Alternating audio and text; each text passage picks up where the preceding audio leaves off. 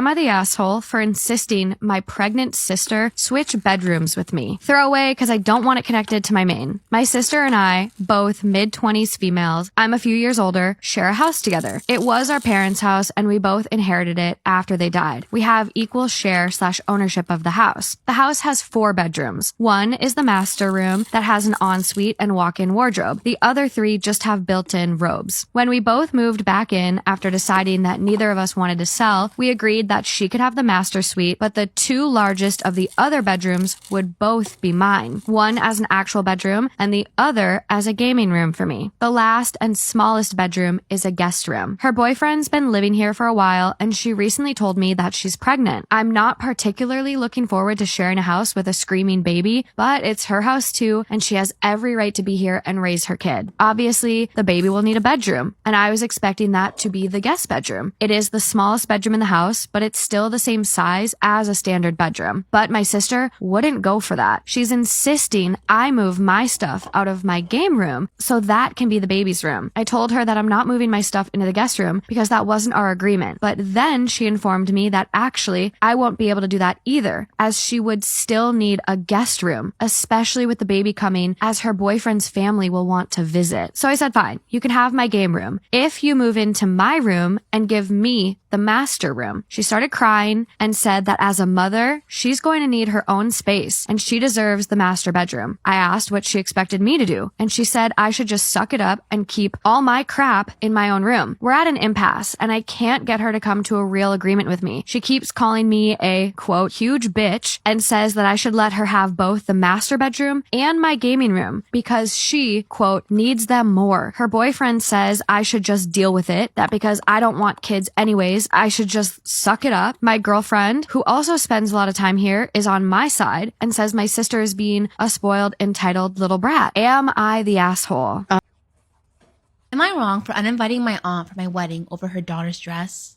I, 28 female, got engaged to my fiance, 27 female, some time ago. It was a beautiful proposal and everyone was happy for us. Our wedding is in around 2 months and my aunt, 42, has started shopping for her daughter's 15th dress a while ago. Our wedding is going to be a lilac white theme, so when she asked what color would be best, I told her that lilac would be nice. So 3 weeks ago, she sent me a few dresses they picked out. They were all beautiful but white.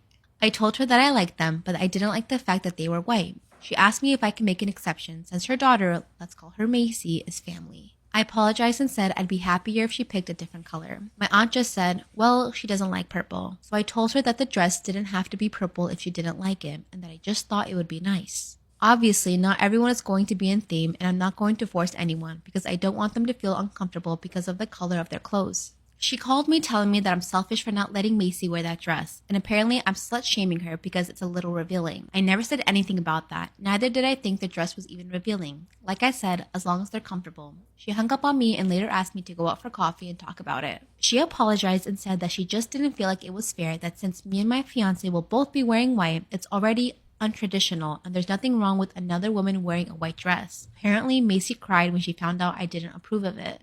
I asked her what she meant by untraditional, and she went on to explain that a woman marrying a woman is not very common or morally right, and also how it's unfair that I let my younger sibling, 13, wear a suit instead of a nice dress.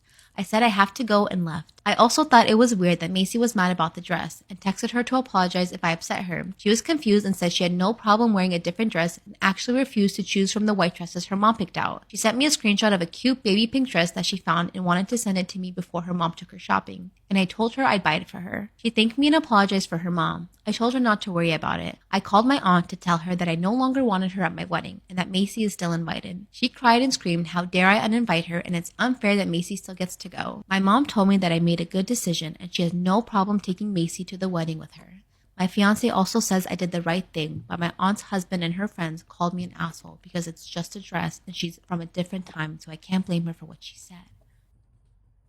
Love of my life cheated on me for 7 years, so today I left him with a little parting gift. Story time! I met the love of my life 7 years ago, and I very quickly realised that Steve was the one for me. I very quickly started envisioning our potential relationship together and what our life would look like. Throughout our relationship, Steve would often reach out to me to ask for money, and it was often because he was having car trouble or he couldn't pay a bill, and I would literally always help him. That is not the right colour. I just saw it as us making an investment into our life together. In all, I probably gave him about 15 grand, and after After 4 years of being together, Steve popped the question. So about 6 months into our marriage, Steve was telling me that he was having car trouble. Sorry, why am I unable to match my foundation? And he said that he needed about £2,000 for the repair this time. And this struck me as really odd. By this time, I knew his car as well as I knew my own. So one night when he was asleep, I went out to check what was up with his car, or what he told me was up with his car, and lo and behold, what he said was wrong.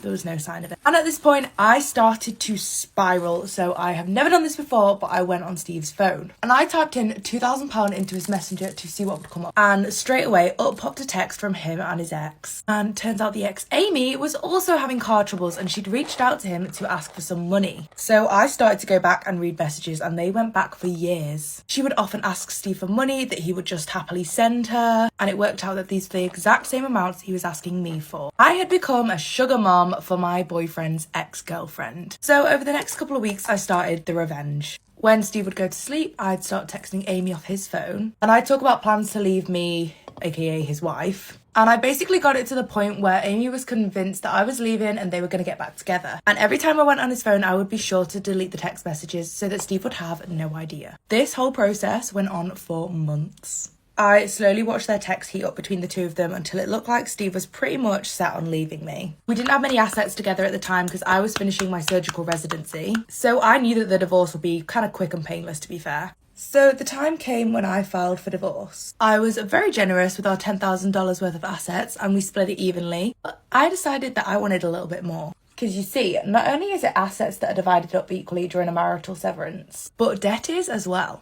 A medical school is very expensive. And if you want to get precise, it's $250,000 expensive. So since I was the one to pay for your mistress for years, you can now pay for my medical school. Enjoy my parting gift, babe.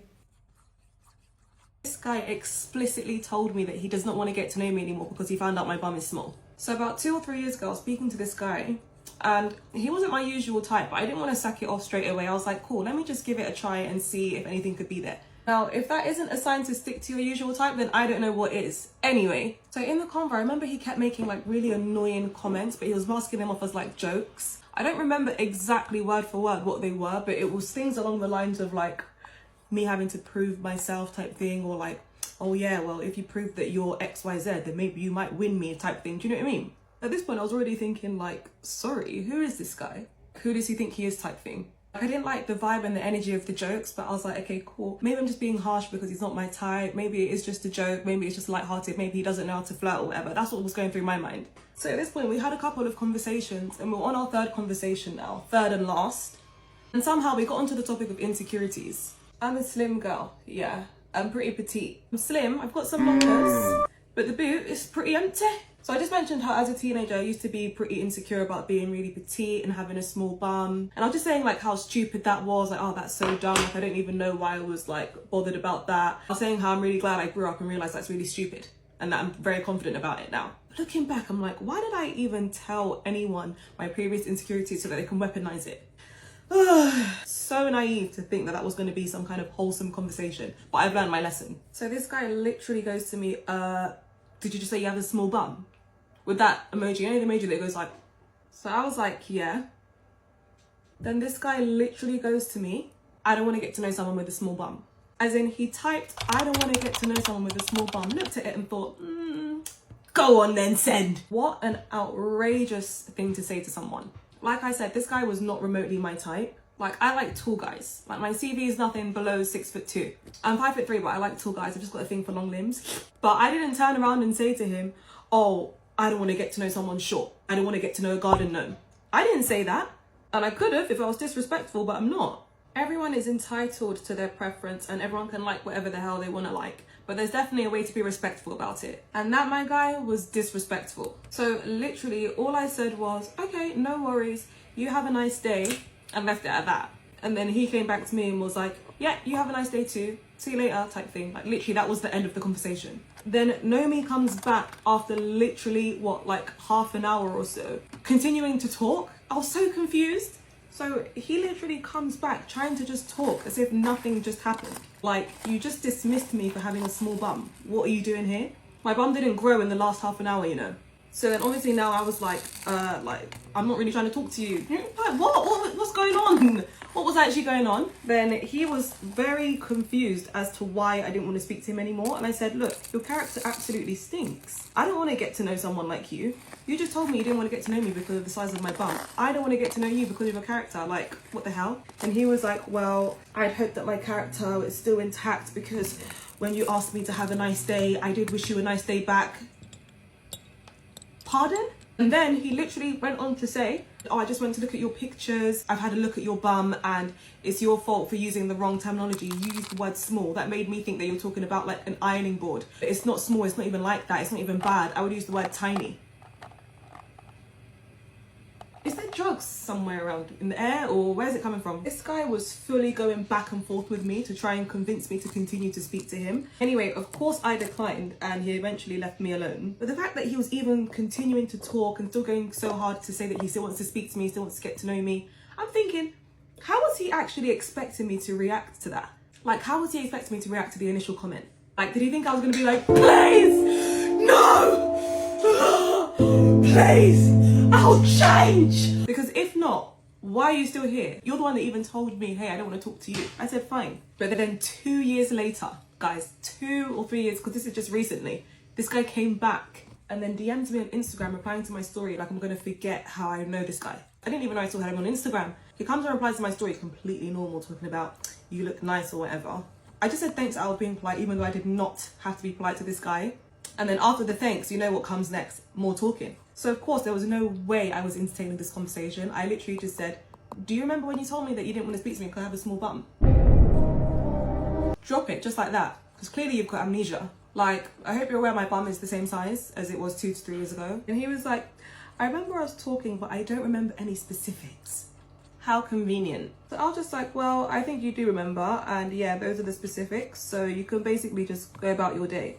So then he was like, well, look, I didn't come here for an argument or any trouble. If I did say that, then I apologize. I don't imagine myself saying it that way, or I didn't mean it that way or whatever. I just said, that's fine. That's absolutely fine. But I don't want to talk to you, period. He then proceeds to start sending me paragraphs upon paragraphs as to why I should give him a chance and not judge him based on what he said 2 or 3 years ago. Of course, my answer is no. I just found this entire thing extremely bizarre. He literally kept going and going and going with the paragraphs. Of course, I was just like, no, like there is no interest whatsoever. I don't want to, you know, give you a second chance. So then he left it. So I thought. He comes back the next day again after I've said no multiple times and was like, can we talk on the phone? No. Then more paragraphs followed and followed and followed. I'm thinking, why are you're literally sitting here begging somebody in their DMs who you literally told you don't want to speak to because they have a small bum. What happened to that energy? Moreover, we really don't even know each other. Like, we never met in person. This was literally just 3 conversations over text. Anyway, when he could eventually see that I'm never going to change my no, he just blocked me. Good. You cannot be friends with people who want to be you. I had to ask God to like free me from the shackles of this newer friend that I had encountered, and I kept trying to humanize them, but they just kept doing weird shit. I always hear about these stories all the time on TikTok about people that encounter weird people, and I was just like, how? But then I encountered one and I was like, what the hell? So long story short, I have an amazing group of friends, but I would say this year I was like asking God, I was saying to God, hey God, like I want to make new friends, just like help me, you know, cross paths with new people. But I think when you ask for that, you got to be prepared to encounter the weird ones too. These are people that I call fans, like people that watch you from afar, people that keep up with you before you know them. They know everything about you. This person was a fan. It was so obvious looking back that this person clearly did not like me. Like, I'm not even kidding. And that's what happens. Like, sometimes they'll be around you and they actually just hate you. Like, they don't like you.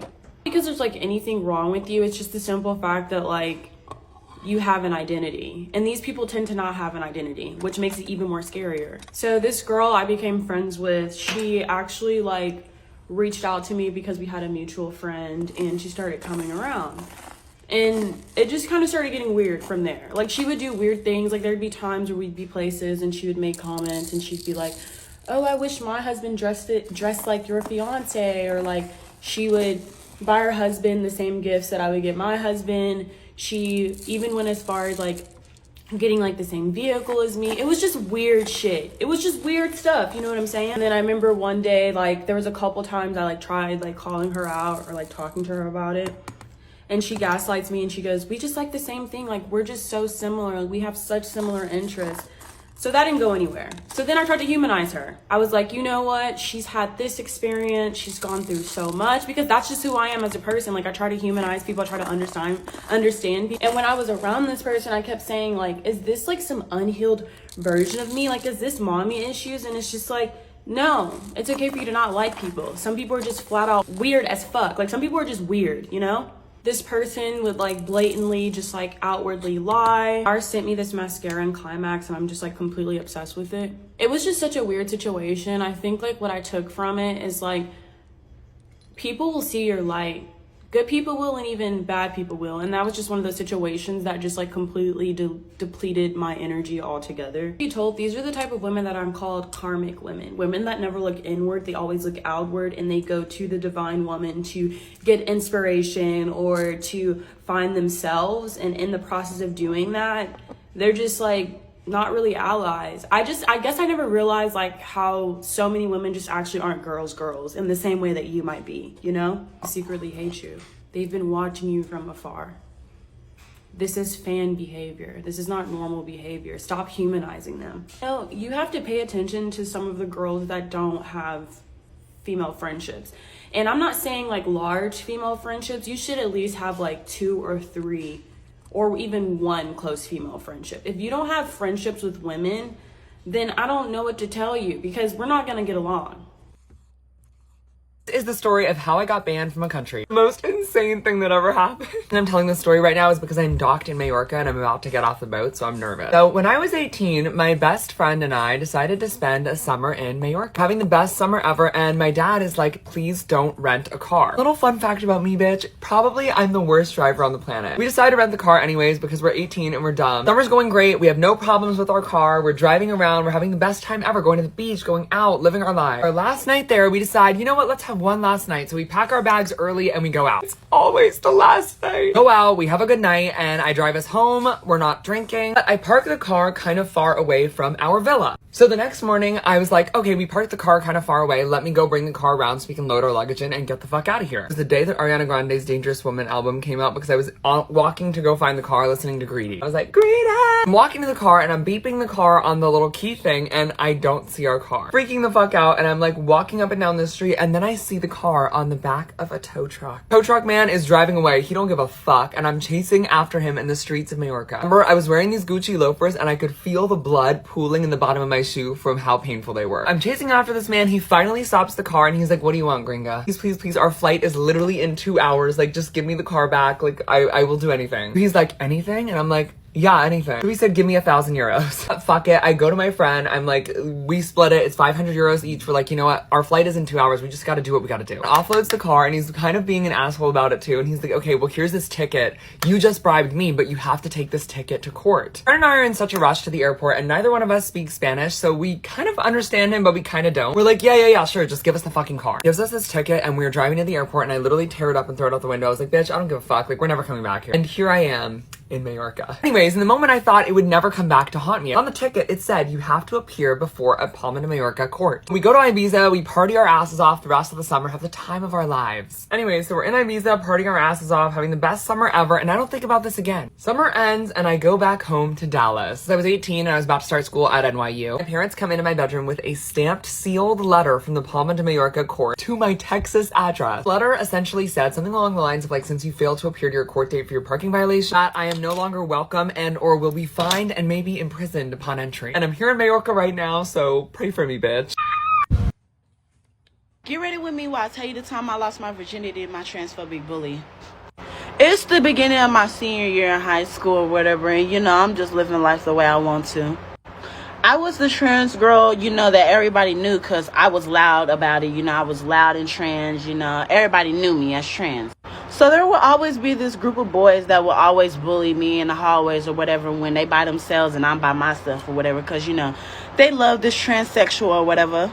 In the midst of it, there's this one boy that I always have my eye on because he fine or whatever, and you know, you gotta love a fine black man.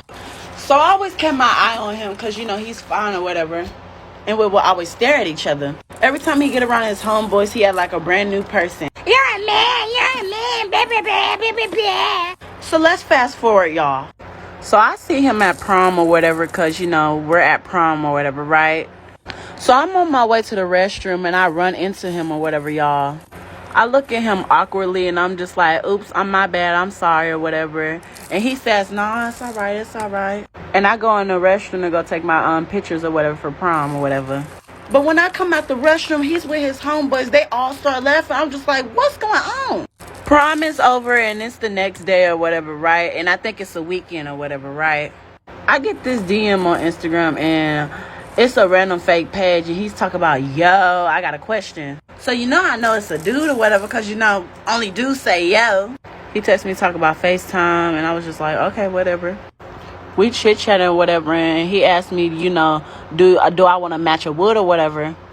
You think I'm going to turn down a wood? Oh, heck no. So, girl, I said, where you at? And, girl, I ended up pulling up. I go over there or whatever and, you know, I tell him I'm outside or whatever and he let me in the house or whatever, right? Y'all, and my man, take it to my man. So we matching woods or whatever and, you know, I'm just looking at him and we just making small talk. And then he asked me this question. So why you been dodging the youngin'? You know I've been trying to mess with you or whatever. I was like, boy, you better stop. You don't know who you talking to. So he was like, Yeah, you know, I've been seeing you around school. You know you fine or whatever, and I see you at prom or whatever. And so then he asked, can I get that washing machine treatment? So, you know, I gave him that washing machine treatment or whatever. And y'all, he is a freak. He is a freak-a-leak. So while I'm giving him that washing machine treatment, he all up in there, if you get what I mean. So I'm telling him it feels good or whatever. And, you know, I can't even, you know, finish the washing machine treatment because, baby, this is a hot session. So I look at him and I was like, you want to go to third base? Hell yeah, you know I'm trying to get up in there.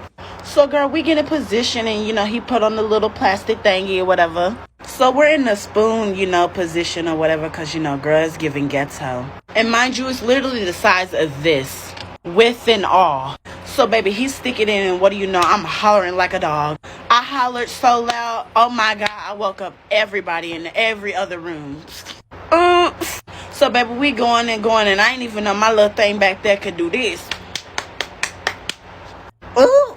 So, y'all, guess what?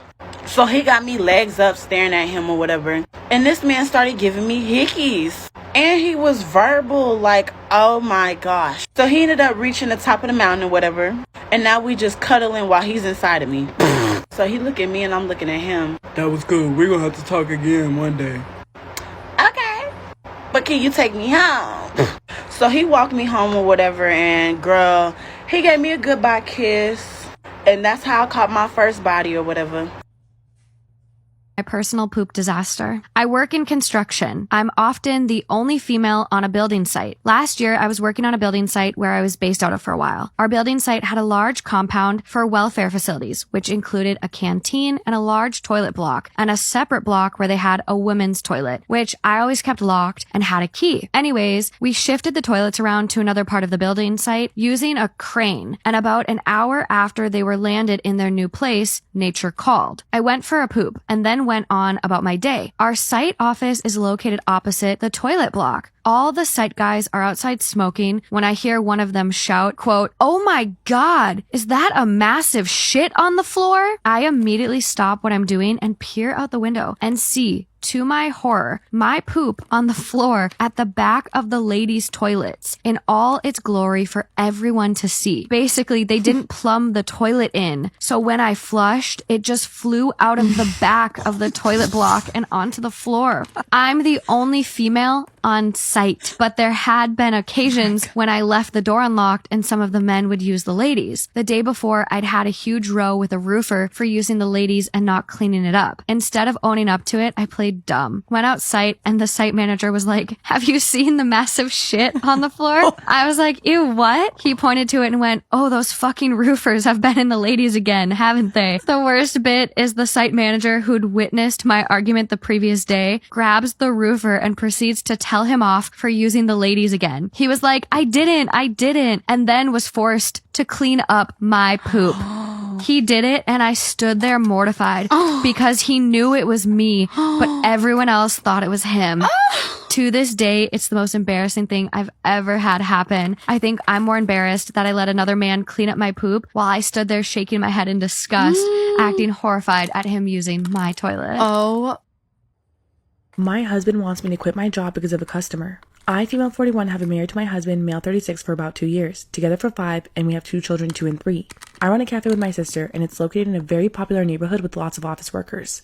There's also some type of day center. I'm not sure if it's the right terminology, but this day center is for people with different kinds of disabilities. They do simpler types of work. There's a boy, or maybe he's around 25 to 30 male, with Down syndrome that works there.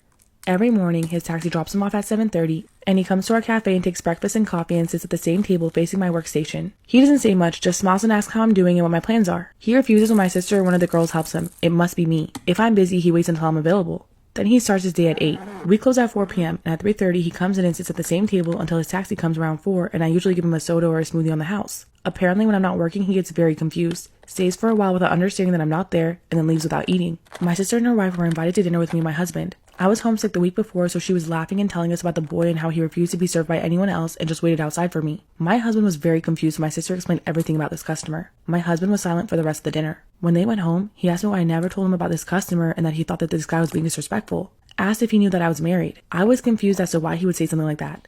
Then he became angry because I said that he had Down syndrome, and he meant that there are functioning people with this syndrome and that I was being prejudiced, not him. I told him that I was aware of that, but this boy in question seemed to appear to be much younger, and when he started, one of the people working in the day center noticed his behavior and came to check and see if he was making us uncomfortable, and he explained that he had a mind of an 8-year-old and is a creature of habit. At the time, I told him that he was a very polite and pleasant to have as a customer. My husband wasn't happy about it.